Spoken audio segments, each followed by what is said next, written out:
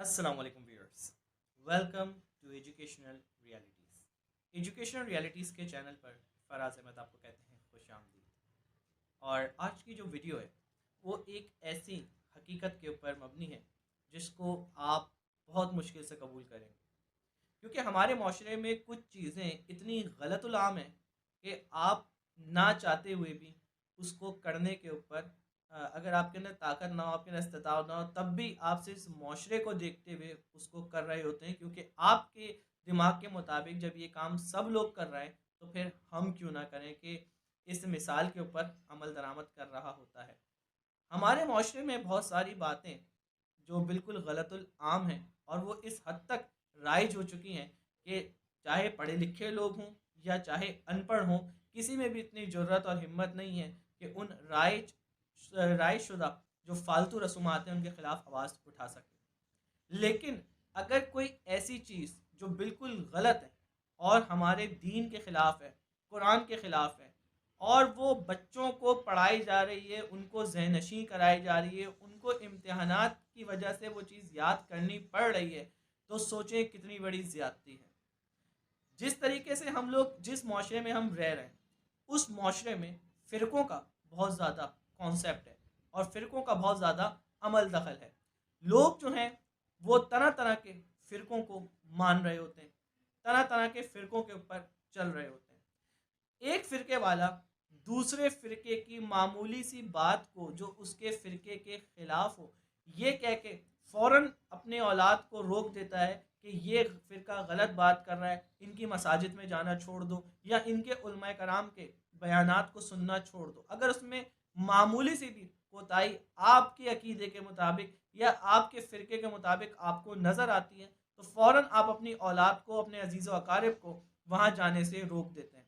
लेकिन वही मकतबा गैर फ़िक्र के लोग, जी हाँ, बड़ी माज़रत के साथ ये मैं टर्मिनोलॉजी इस्तेमाल कर रहा हूँ, क्योंकि जो मैं अपने इर्द-गिर्द मुख्तलिफ मकातिब गैर फ़िक्र लोगों को देख रहा हूँ, जो मुख्तलिफ मकतबा के बेफ़िक्र लोग हो गए हैं, जिनको ना आखिरत की फ़िक्र है, ना उन्हें दुनिया की कोई फ़िक्र नज़र आती है, बस अपने अकीदे के ऊपर आँख बंद करके चल रहे हैं। बिल्कुल उसी तरीके से जैसे अरब के माशरे में जो लोग थे वो अंधा एतकाद करते थे, अपने बुतों पर आँख बंद करके भरोसा करते थे, बिल्कुल वैसे ही हर फ़िरके वाला अपने अपने फ़िरके के बानियों के पीछे आँख बंद करके अंधा एतमाद कर रहा है और दूसरे फ़िरके वालों को गलत कहता फिर रहा है।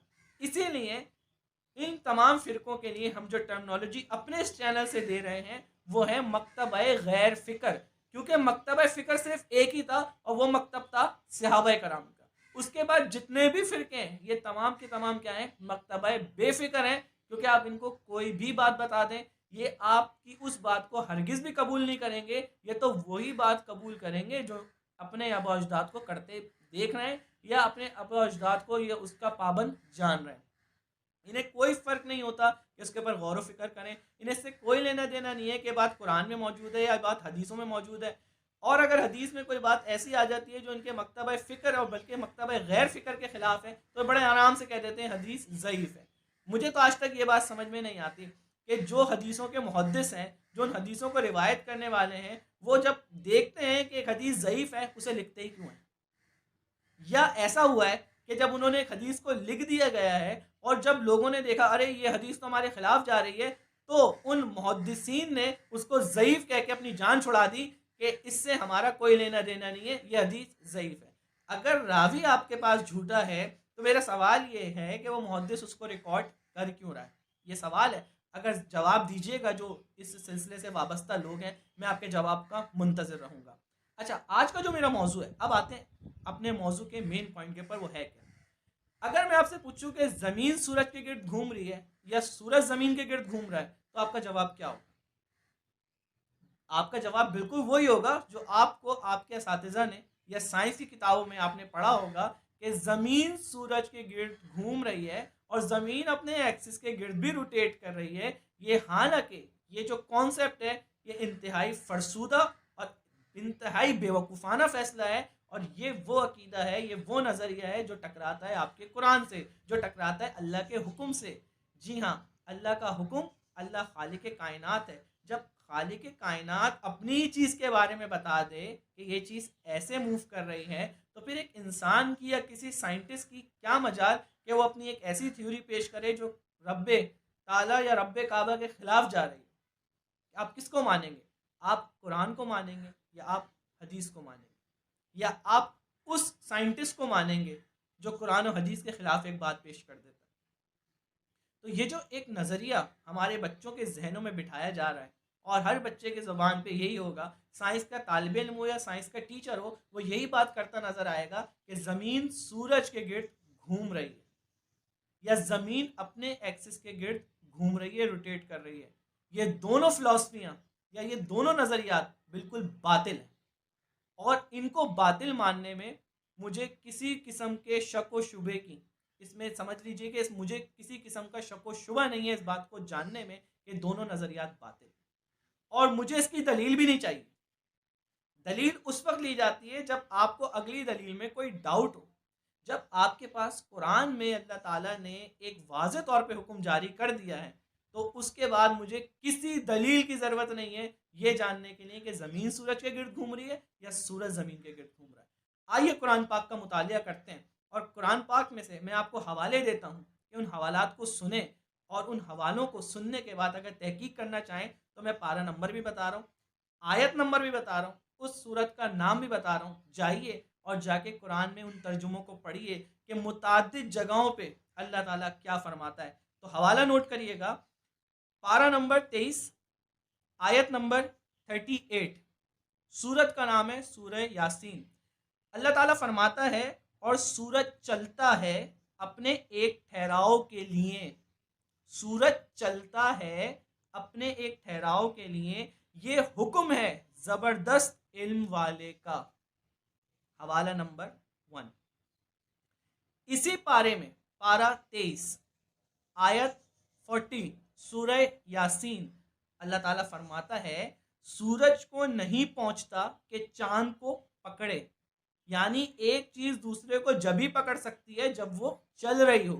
रुकी हुई चीज, ठहरी हुई चीज किसी चीज को पकड़ नहीं सकती। तो सूरज को नहीं पहुंचता कि वो चांद को पकड़े, और ना रात दिन पर सबकत ले जाए, और हर एक घेरे में फेर रहा है, वो ज़ात हर एक को घेरे में फेर रही है। ठीक है जी। पारा नंबर 13 आयत नंबर 33 सूरह इब्राहिम, अल्लाह ताला फरमाता है, और तुम्हारे लिए सूरज और चांद को मुसख्खर किया जो बराबर चल रहे हैं। सूरज भी और चांद भी, चांद भी चल रहा है, सूरज भी चल रहा है, और तुम्हारे लिए दिन और रात मुसख्खर किए।